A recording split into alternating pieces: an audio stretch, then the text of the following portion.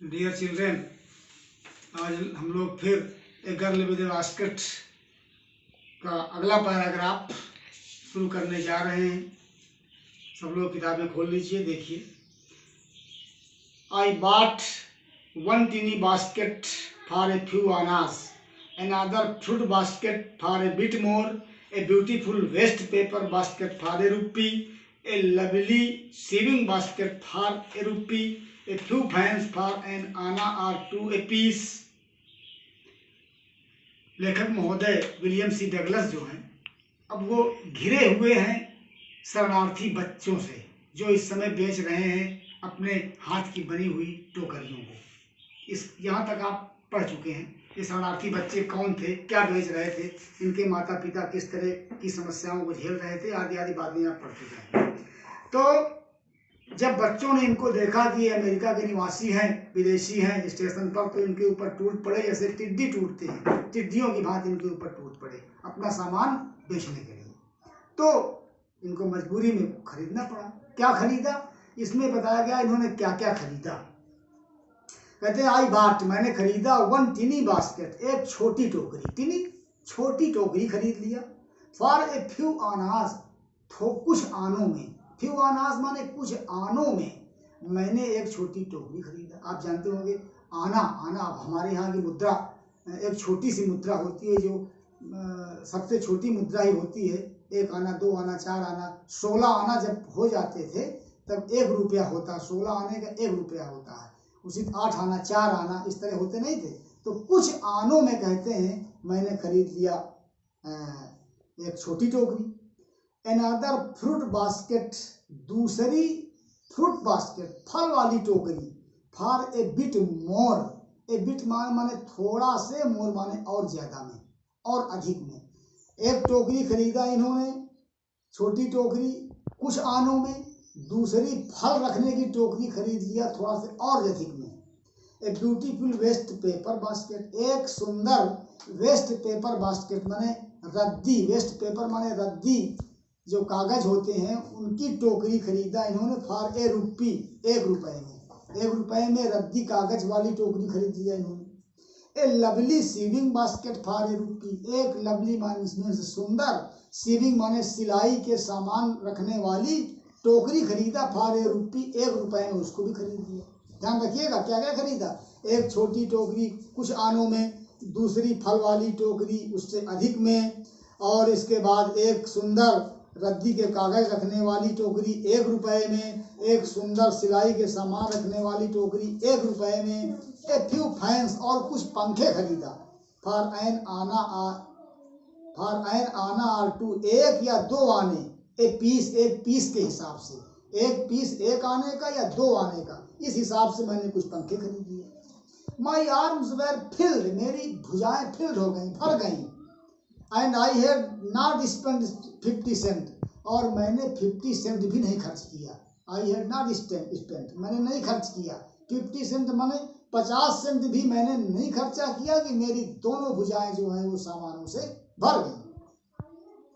The children passed in shouting their wares, the children जो बच्चे जो थे वो अंदर मुझे किए हुए थे या चारों तरफ से घेरे हुए थे।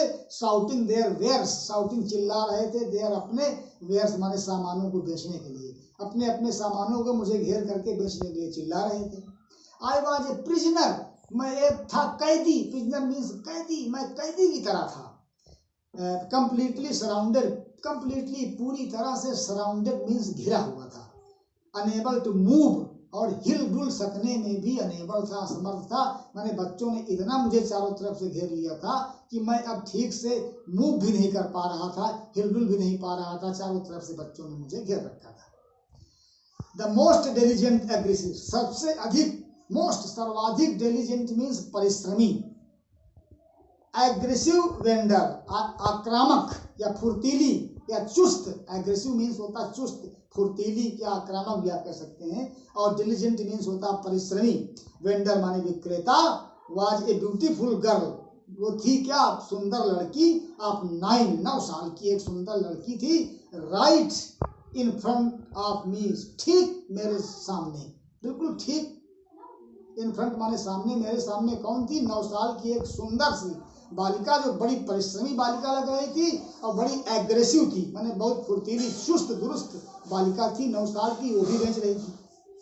She had a lovely basket with handle, उसके पास थी एक सुंदर टोकरी हैंडल वाली, मूठ वाली, उसमें मूठ लगाई हुई थी, वो पकड़ने के लिए मूठ थी, हैंडल था, वो सुंदर बास्केट लिए हुए थी, बिल्कुल मेरे सामने थी वो। एंड सी वांटेड ए रुपी, वो चाहती थी 1 रुपया एंड हाफ, 1.5 रुपए, 1 रुपया और हाफ माने 1.5 रुपये चाहती थी, फॉर इट, उसके लिए। और अबाउट 30 सेंट, अथवा लगभग 30 सेंट, 30 सेंट 1.5 रुपये के बराबर होते हैं, अपने यहाँ का रुपया वहाँ का सेंट, अमेरिका का। तो वो 30 सेंट या 1.5 रुपये उस सुंदर मूठ वाली टोकरी के लिए चाहती थी। सी वॉज एन अर्नेस्ट प्लीडर, वो क्या थी? वो एक अर्नेस्ट प्लीडर थी, अर्थात वो अपनी बात को बहुत अच्छी तरह से विनम्रता पूर्वक रखने वाली थी। There were tears in her eyes, उसकी आंखों में आंसू थे। सी प्लीडेड एंड बेग्ड, वो विनम्रता पूर्वक कह रही थी, मांग रही थी, इन टोन्स, मैंने विनम्रता पूर्वक ऐसी आवाज, टोन निकाल रही थी, that would ring any heart, जो वुड रिंग, झकझोर सकेगा या झकझोर सकता है, एनी हार्ट, किसी के हृदय को, उसके शब्द, विनम्रता पूर्वक शब्द जो है, उसके याचना के जो शब्द हैं, जो बेग कर रही थी, याचना कर रही थी, वो शब्द किसी भी व्यक्ति के हृदय को झकझोर सकते हैं। Writer William C Douglas describes that when he was surrounded by the refugee children and those children were selling their baskets, they had different kinds of baskets of simple design and patterns. They were trying to sell their baskets because they thought him the best market, because he was an American. The writer bought many baskets for different purpose.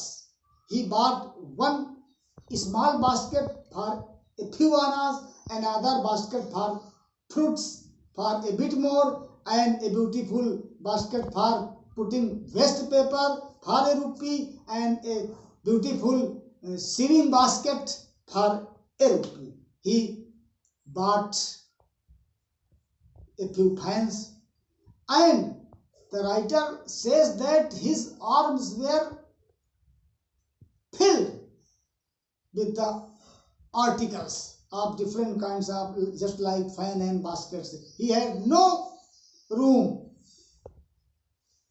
but the children were trying to sell their wares, their things again and again. The writer was unable to walk.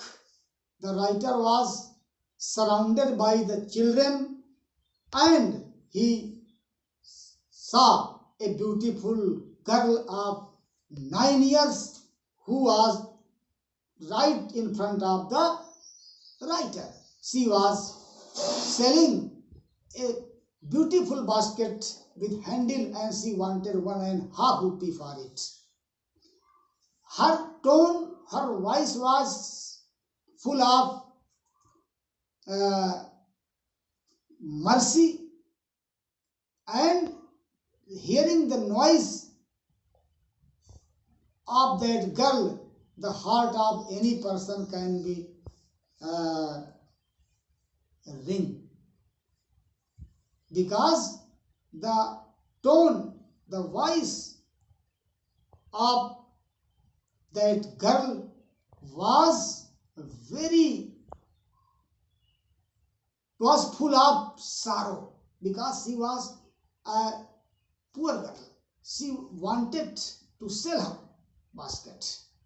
The writer became unable.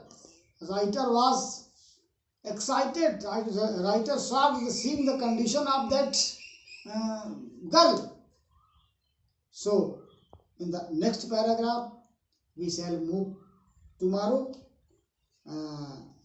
and now I finish this paragraph, and you have to explain of this paragraph in your answer books and send your homework in my WhatsApp number. Thank you.